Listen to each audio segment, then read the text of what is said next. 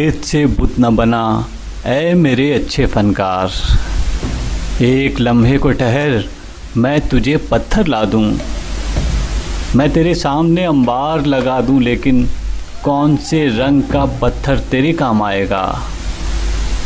सुर्ख पत्थर जिसे दिल कहती है बेदिल दुनिया, या वो पथराई हुई आँख का नीला पत्थर जिसपे सदियों के तहय्युर के पड़े हों डोरे। क्या तुझे रूह के पत्थर की ज़रूरत होगी जिस पे हर बात भी पत्थर की तरह गिरती है। एक वो पत्थर है जो कहलाता है तहजीब सफ़ेद, इसके मरमर में सियाह खून झलक जाता है। एक इंसाफ का पत्थर भी तो होता है, मगर हाथ में तेशे ज़र हो तो वो हाथ आता है। जितने मायार हैं इस दौर के सब पत्थर हैं, जितनी अक़दार हैं इस दौर की सब पत्थर हैं। सब्ज़ और गुल भी, हवा और फ़ज़ा भी पत्थर, मेरा इल्हाम तेरा ज़हन रसा भी पत्थर।